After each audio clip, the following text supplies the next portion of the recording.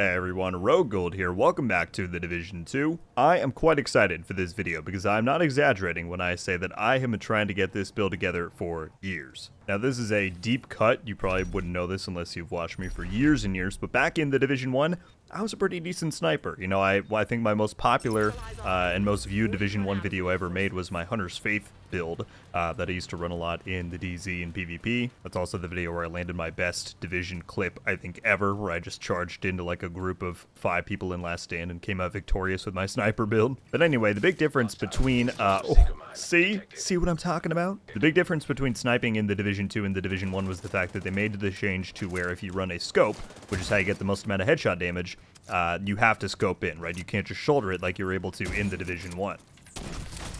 And so, it's just so clean. So for a long time in the Division 2, I just didn't really, you know, find a similar amount of enjoyment or a similar amount of fluidity in being able to run the same kind of build. Oof, but I'm still squishy. That's the trade-off to this thing.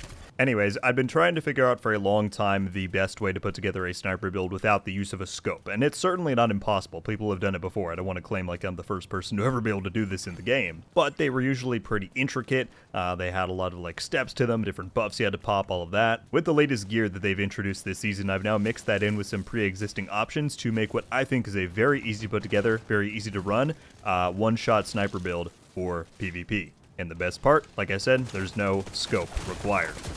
Oh, pop, just like that. So let me show you the breakdown real quick and then we'll get back to some gameplay.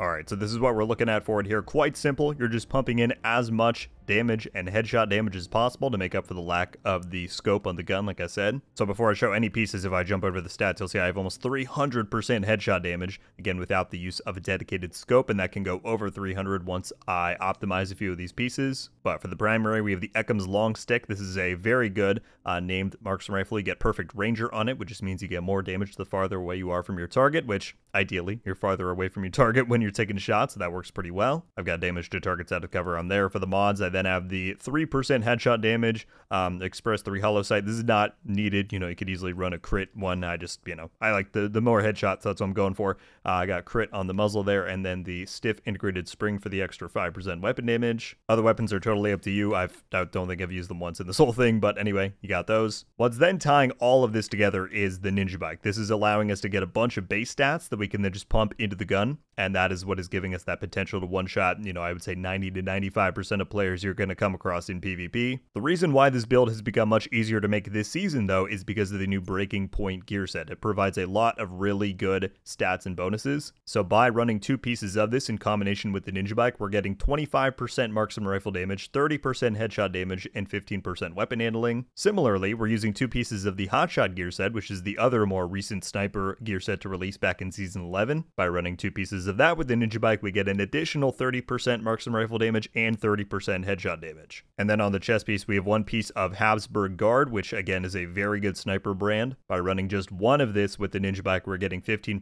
headshot damage and 20% marksman damage. So in combination, it's all really strong. Again, on every single piece here, we just have weapon damage, headshot damage, and headshot mods where they'll go in. That's what you want on every single item. The only thing you might have to farm for a little bit is the chest piece. That's because Habsburg comes with armor as its core, which doesn't make a ton of sense given the other bonuses, but whatever. I'm sticking with it for now, and even with this, you know, unoptimized chest piece, I'm still able to one-shot people as you're seeing in the gameplay. But if you want to get it with damage or you want to keep armor, whatever you want to do, that's available to you. I'm then running crit chance, which I think is pretty good, so you can just get those occasional crits, bump your damage there. Then of course you get headshot damage and a headshot mod. I am running glass cannon. This just makes it so that there's less friction with some of the encounters. You know, you'll have some of those cases where you get people a sliver of health left. For the majority of the cases, glass cannon pushes you over the edge. It means you won't have that happen, but it's certainly not the only thing you can run. Other than that, we've got sharpshooter as our specialization because we get additional headshot damage for marksman, so that's pretty much the relevant bonus there. I'm then running a revive hive because, you know, it's good if you get down from afar, you get res quickly now after Project Resolve, so you can get up some of the time. And I have Riot Foam. A lot of people might choose to run the Pulse drone. That's what you get with the sharpshooter, so you have it unlocked anyway. That's certainly a good option. There's certainly no right way to go here. I just like the Riot Foam for a bit of defensive capabilities if I want to try and disengage from a fight or from an opponent. This is pretty good for that. I can pull it out, foam them, run away, try and get a shot off. It works well for me, but truly, use whatever you want there. So yeah, I tried a version first that ran Unbreakable, because I wanted to have just a little bit of survivability, because that's kind of how I used to run Hunter's Faith back in the day. I could actually still run around a bit and do some maneuvers with it, if you will. It ended up being that to one-shot the majority of people, even though, you know, it was still doing pretty well, I really needed Glass Cannon for that last little bit of damage to push me over the edge, especially because I was running the Ninja Bike. I couldn't run, like, Vigilance on my backpack, which would typically be a really good sniper talent to run. So this build is quite squishy, and you can't underestimate that, but damn is it fun, and it really fulfills, like I said, what I was trying to do with a build like this for a long time. See, like, that's just fun, man. Alright, I gotta get a good shot off with the TAC 50 here. Oh my goodness! That was the greatest quickscope possibly in the history of the Division 2. That was entirely unintentional. I didn't even mean to do that. So yeah, this has just been fun, man. It feels like I'm returning to my roots a little bit with that sniping history in Div 1 that I was talking about. GG's. But yeah, I kind of want to mess around with a few different primaries as well. I haven't really tried out a bunch other than the long stick here. And I don't think you need that much damage. I just think that it's one of the better, like, marksmans, obviously, and the M700 handles pretty well from the shouldered perspective. But I might give something like the SR1 a try, or I don't know. We'll see. All right, let's see what we can do here.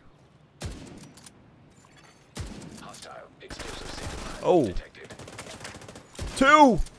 Oh, he's not dead. He's. That's so awkward. Run around the corner.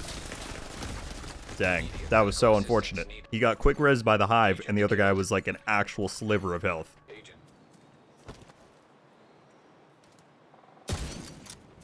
About to come online. Boost online.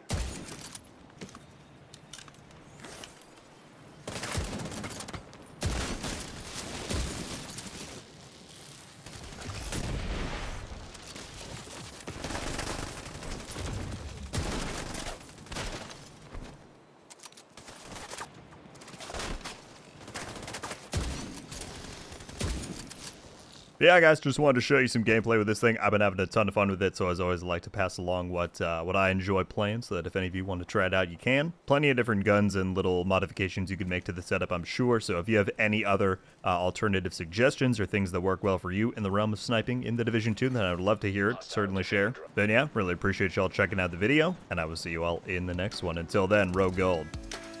Out.